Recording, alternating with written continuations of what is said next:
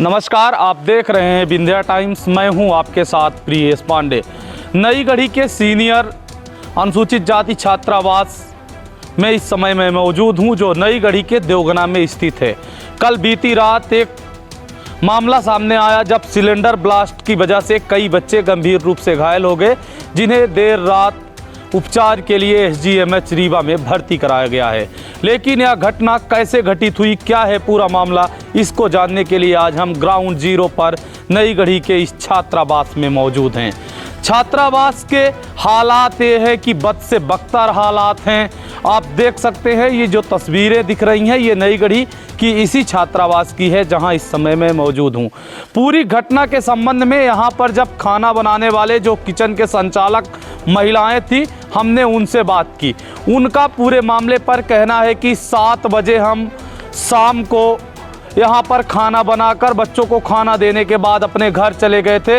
इसके बाद जब सिलेंडर ब्लास्ट की आवाज़ आई रात 11 बजे, तब यहाँ पर हम वापस आए।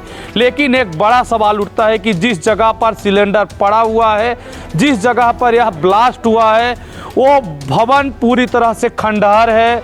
वहाँ जाने का बच्चों का कोई औचित्य नहीं है। उसके बाद 11 बजे रात वहाँ बच्चे किस लिए गए, ये तो जांच का विषय है।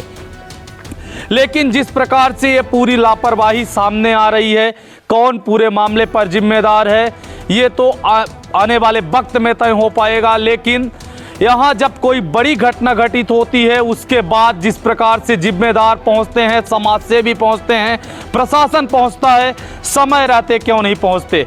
जबकि पिछले कुछ दिनों से अगर देखा जाए तो मीडिया में लगातार इस छात्रावास की अव्यवस्था की खबरें प्रमुख समाचार पत्र जागरण और पत्रिका में लगातार प्रकाशित हो रहे थे।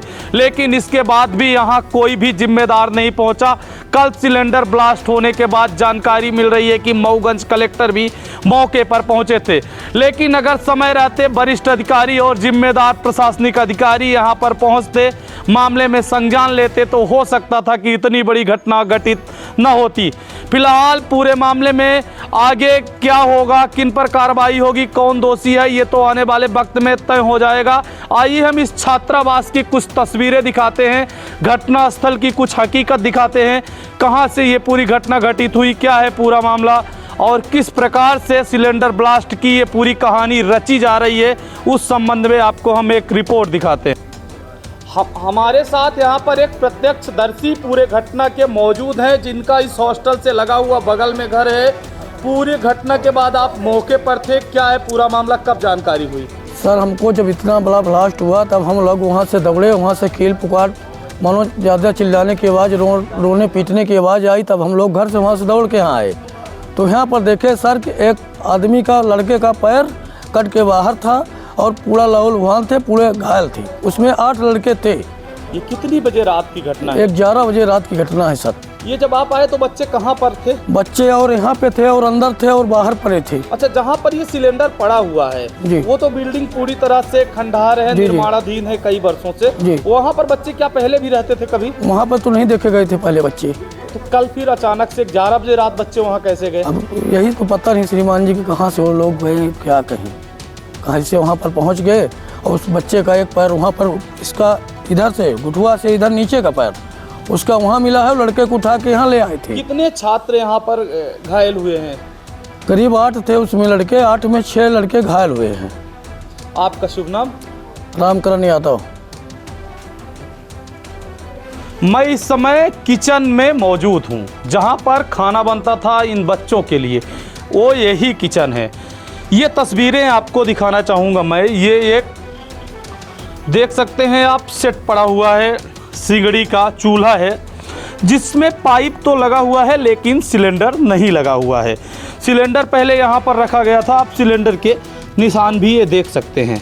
सिलेंडर यहाँ पर रखा था। यहाँ से 11 बजे रात सिलेंडर उस स्थल पर कैसे पहुँचा, ये तो जांच के बाद स्पष्ट हो पाएगा। लेकिन निश्चित तौर पर सिलेंडर यहीं पर रखा हुआ था। ये किचन भी है। पूरे मामले पर यहाँ पर जो किचन की महिलाएं थी, जिन्होंने खाना बनाने का जो काम करती थी, उनके बताए अनुसार अगर हम माने तो उनका कहना है कि 7 बजे हम खाना बनाकर यहाँ से अपने घर चले गए थे। उसके बाद रात में जब आवाज़ आई सिलेंडर फटने की लगभग 11 बजे, तब हम वापस आए। लेकिन इस किचन से सिलेंडर उस खंडहर बिल्डिंग तक कैसे पहुंचा, ये भी एक बहुत बड़ा विषय है। महिलाओं ने बताया कि सिलेंडर जब हम अपने घर गए तो यहीं पर रखा हुआ था, इसके बाद उस खंडहर तक कैसे पहुंचा ये हमें नहीं पता। ये वही किचन है जहां पर प्रतिदिन खाना बनता था। अब आपको हम उस जगह पर लेकर चलेंगे जहां कल ये सिलेंडर ब्लास्ट हुआ है।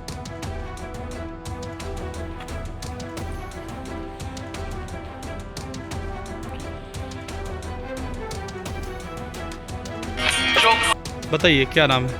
जी ब्रिजेश गौतम नाम है मेरा।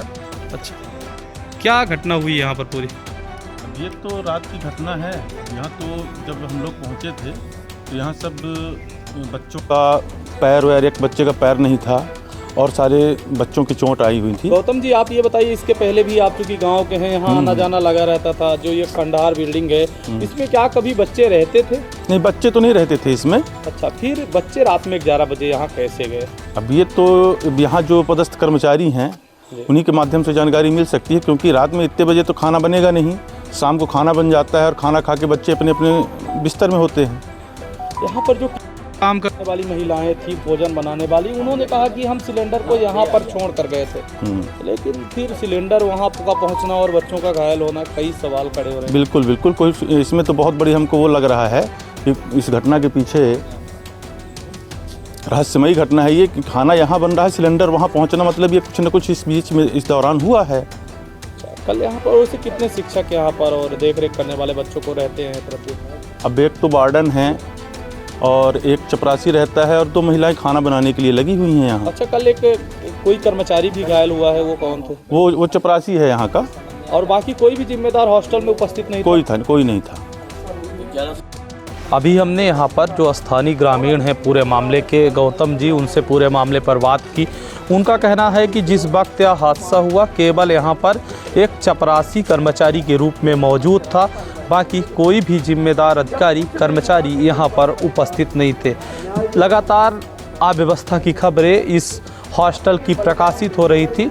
उसके बाद जब यहाँ पर घटना हुई तब किसी भी जिम्मेदार का न रहना और बच्चों का घायल होना एक बहुत बड़ा सवाल है। आप यहाँ क्या काम करती हैं? कल कब घटना हुई है, क्या घटना हुई है? रात को क्या घटना हुई? हम बच्चे 7 बजे खबर बना के चले गए।